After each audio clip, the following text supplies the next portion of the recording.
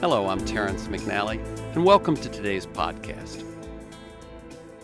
Award-winning investigative reporter Osha Gray Davidson has been covering the environment and politics for nearly 25 years. He's a correspondent for the online edition of On Earth magazine, On Earth, one word. He has published 5 books of nonfiction, co-wrote the screenplay for the IMAX documentary Coral Reef Adventure. He publishes The Phoenix Sun, a syndicated online news and analysis site covering solar power from the American Southwest. His latest book, as I said, is Clean Break, Germany's Energy Transformation and What Americans Can Learn from It. Welcome, Osha Gray Davidson, to Freeforum. Thanks very much. It's good to be with you. Okay. I like listeners to get a feel for the people behind the work and the ideas. So tell us, just so people get a sense of you, briefly about your path to the work that you're doing today. And feel free to mention mentors or turning points or moments of decision. Oh, boy. Let's see. I've been a freelance writer for many, many years, and I've written lots of different subjects. And so the energy one is somewhat new. I mean, it's in the past 5, 6, 7 years, something like that. And I had written about race relations and race and class in America, gun control, and most recently I had written a couple of books about marine biology. I guess the only unifying thread in this is that these are projects that I thought were important, stories that were important, needed to be told, and interested me. And you asked about mentors or inspirations, and Studs Terkel, the great interviewer and oral historian, was a big one for me, just reading his books, listening to his interviews over the years, and then when I wrote a book called Best of Enemies about a friendship between a Klansman in North Carolina and a black community activist, how they got to be friends.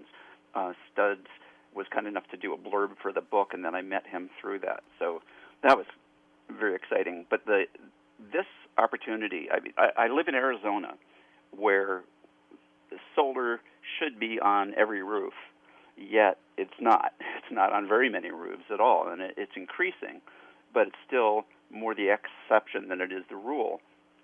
So it was very exciting to have the opportunity to go to Germany for Inside Climate News, and through grants from the Rockefeller Brothers Fund and the Boll Foundation, a German-based Green Party-affiliated foundation, and spend 3 weeks traveling around there and see what a renewable energy economy looks like, that they're actually doing it, and see what it feels like to live for a short time in a society that is transitioning from carbon-based fuels to renewable fuels. And it was just an amazing experience. And how much did you know before you went over, and how much were you surprised by what you learned and experienced? I have to say about Germany in particular, I knew very, very little. I had been writing some. I wrote for Forbes for a little while for their online site, and I was covering energy and new ideas in energy for them. So I was covering Fukushima, and when the German government, led by Angela Merkel, in 2011, in response to demonstrations in Germany against nuclear power right after Fukushima, when she just closed down several nuke plants, mostly ones that were already running, were already closed down for maintenance, refueling, things like that, and she just said they're not going to reopen. So I wrote about that then. But really, I knew in general terms that, yeah, they were doing something. Something was going on there. There was a lot of ferment, a lot of buzz about it.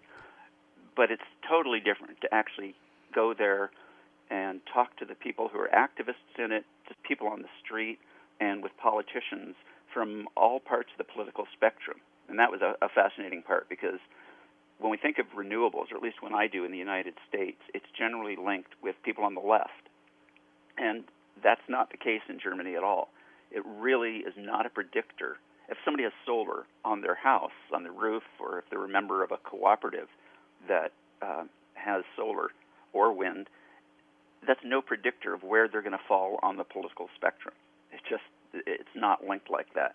And I found that was actually one of the more surprising parts of the things that I found when I was in Germany. Mm-hmm. That makes sense. I mean, it makes sense that would be surprising. We're so used to seeing these things. I mean, once one takes a step back, you say, why? What's the conservative liberal? What does that have to do with anything? But it certainly falls that way in this country. Right. Let me just tell people a statistic here that a third of the world's installed solar capacity, a third of the world's installed solar capacity is currently found in Germany, a nation that gets roughly the same amount of sunlight as Alaska. Now, my guess is, and I think I read this, was that it wasn't just talking to people. It was also just as you rode a train or looked around, that just what you saw was so different from what you see even in sun-spangled Arizona. Oh, absolutely. I did ride the train, took trains most of the time when I was in Germany, because that's another part of this whole story. Is it's not just renewable energy; it's how energy is used, and transportation is a large part of that. They have a very well-developed mass transportation system there. So I was riding the trains, and at one point, I just thought, okay, this is ridiculous. It's like a Potemkin village that's been set up to confuse or amaze foreign press, because virtually every farmhouse and barn that we passed out in the countryside had solar panels on it, and at the same time, in the distance or close up, you could see there were wind turbines everywhere. It's just phenomenal that when you see the deployment of renewable energy there, and it's a much smaller country, both population and geographically, so everything's in compressed a smaller area. Yeah. But even so, that's another part of what makes it such a both fascinating, but also an inspirational. Yeah.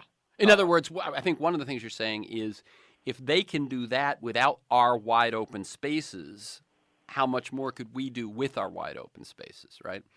That's true. It works both ways. The wide open spaces, certainly, we have a far greater wind potential in the U.S. than they have in Germany, and obviously we have much better solar, at least the ability to gather a lot more solar power.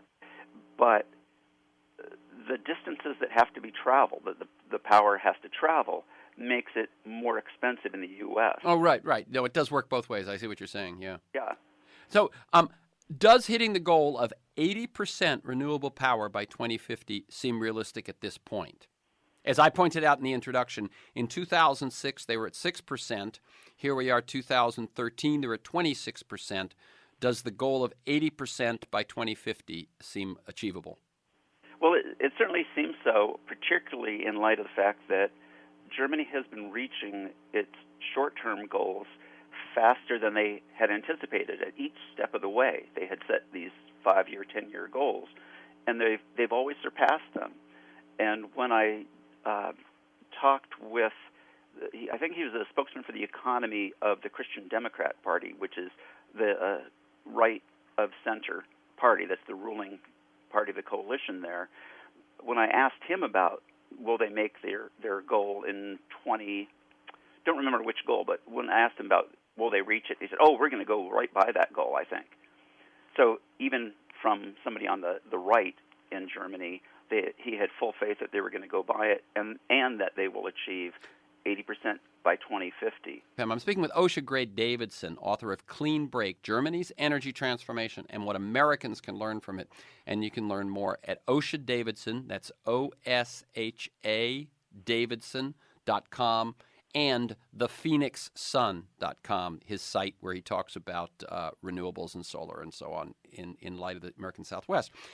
You point out that they've surpassed their intermediate goals so far. But if you allow me to mix metaphors, isn't it possible that they've picked the low-hanging fruit and the game will change as they get closer to the finish line? Doesn't it get harder to get from 50 to 80 than it does from 0 to 50? That's a good question. Absolutely, it does. And people there, experts I talked to, mentioned that the first part of this was the easy part. Now it's going to get harder and harder, but they still have full faith that they're going to be able to do it, and they're instituting measures that will make it easier to do that. So part of one of the people I talked to there quite a bit is Hans-Josef Fell, and he's a member of the parliament in Germany, and he's one of the architects. Actually, he's the main architect of the Renewable Energy Act that in 2000 really started this Energiewende, the energy revolution. And he said at one point I asked him about, do you think that you'll be able to get to 80% by 2050? Isn't that pretty ambitious? And he said, no, that's not ambitious at all. And in fact, he thinks that's understating it. He thinks 100% by 2050. Well, that may or may not be true, but he pointed out that when they were first starting out and their goal was 5%, then the goal was 10%, he said the conventional wisdom was that, oh, you're not going to be able to reach that. So his point was, we've been hearing it from the very beginning that we won't be able to make any of these gains, and every time we've surpassed it. So if you go by the record, despite the fact that, yes, it's going to get harder, well, so we work harder. I mean, there's a very pragmatic approach to this in Germany that, yes, we know they're very realistic about how hard it is, but they're very willing so far to keep moving in this direction. Let me ask you this, because I think one of the big questions, of course, we're looking at, as I said, how they're able to move quickly, how the country is behind it, and so on, and how things seem so stuck here. What do you think are the crucial factors in their success so far in terms of culture or in terms of politics and government? And I guess you could put maybe finance in there, and in terms of technology. Well, technology I don't think is really certainly not a determinative factor in this. But politically, one big difference is the control in politics or over politics by energy companies in the U.S., and they didn't have it to the same extent in Germany. That's certainly a big one. I think it's hard to pin down, and I think it's easy to talk about what the possible differences. Yeah. But I think that the main thing that needs to be focused on is that there was political will to do this. And whatever the problems are that come up, and it's going to be the same in some areas, but it's going to be different in different countries.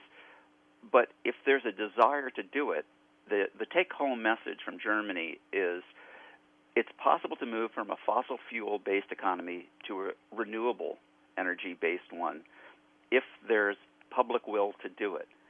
In Germany, at the very beginning, there was opposition to changing to renewable energy, and I visited a small town in the Black Forest where they wanted to get away from nuclear power, dependence on nuclear power, right after Chernobyl in the mid-'80s. Their utility provider refused to just stop using nuclear power. And so they started a movement. It's a village of 2,000 people. They started a movement where they were trying to get enough money to buy the grid just in their area and set up their own solar panels so that they could produce their own electricity. Nobody thought it would be possible. It took them 10 years to do it, but they did it. And that, in some ways, was the beginning of the energy revolution in Germany. So it's really up to people to demand that, to work for what kind of energy system, what kind of government they want. And they accomplished it so far in Germany. They're continuing at it despite. And that Osha is the story. I think the folks you were talking about include the Zladex. Am I correct? Yes. Yeah. So you tell the story that they started out as you say, following Chernobyl, and it becomes first a potent citizen group, but now it is an enormous green cooperative. Right. It's, if not the largest green energy utility in Germany, it's one of the largest. And it's all based in this small town still in the Black Forest. And in Germany, you can buy your power from any power provider in the country. And there are about between 600 and 900. I mean, it varies depending on what you consider a utility. But anybody can set these up, and you can buy power from a utility that's located on the far side of the country. So they have, what is it, over 100,000. I think I read 180,000. Yeah, so it's probably over 200,000 by this point. Mm-hmm. Members, so households and small businesses throughout Germany who buy their power through this tiny utility that started it out as just a citizens' movement. In a village of 2,000. Exactly. Yeah, no, I love that. I love that. Let me tell people again, I'm speaking with Osha Gray Davidson, author of Clean Break, Germany's Energy Transformation and What Americans Can Learn from It. By the way, I call this a book. It's kind of a book. Tell people what it is and how they can get a hold of it, because this is a cheap to buy and short to read. Right. It started out as a series of articles for InsideClimateNews.org, a website that writes about renewable energy and climate news, obviously. They sent me to Germany, and these appeared as a series of articles over several weeks on their website, and then they were collected into a book, an e-book, with additional material, including links to all sorts of things, photographs, and extra stories in there about the trip. There's one chapter that I think is a really important chapter, that it's about a day I spent in Hamburg, Germany, just looking into their public transportation system, because so much of our CO2 comes from transportation, that by designing a really good public transportation system where 99% of the population lives within 300 meters, about 900 feet, of a public transportation stop, that's one of the keys to making a really low-carbon society. And that's one chapter in it. Right. It's not just where you get your energy, it's how you use your energy.